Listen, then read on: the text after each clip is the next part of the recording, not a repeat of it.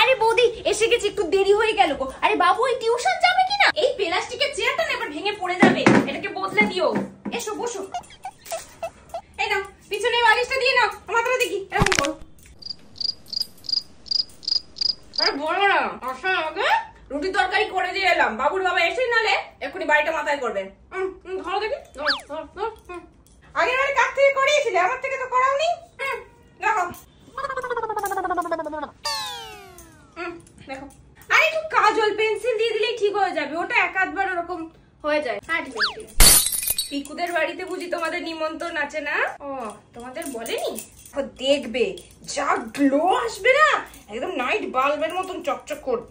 জানো তুমি, বাবুর বাবা না একদম পছন্দ করতো না যে আমি কাজ করি, কিন্তু তারপরে যখন দেখছে হাতে দুটো পয়সা আসছে, তখনই একেবারে মুখে চুপ কুলুপটি এটে বসে আছে। নিজে তো আবার একটা পাউডারের কৌটোও আমাকে এনে দিয়েছে, যেটা আজকে তোমাকে দিলাম। দেখো ভালো লাগছে? প্রেশার ঠিক আছে? এরকম নিচটা এরকম লগলগ করছে, এই এতটা কেটে দিচ্ছি দেখো। এইটুখানি স্পা করবে নাকি? 300 টাকা করে দেবো বুঝলে তোমার চুলে। এরকম বকার টাইপসের হয় না সামনে, এরকম কি বলে ওটাকে, পিকুর দাদার তো আশীর্বাদী পরশুদিনকে আমি গিয়েছিলাম ওদের বাড়িতে সবার ওই ফেসিয়াল আর ভ্যাকসিন করতে। তোমরা সামনে থাকো, তোমাদেরকে বলেনি এরকম লোক? তাহলে ভালো।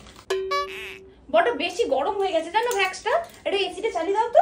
এটা একটুখানি ঠান্ডা জল এনে দিতে বলো না তোমার ছেলেকে, এটা একটু ফেলে দিও। হ্যাঁ, আর এই যে তোমার 320 টাকা হলো।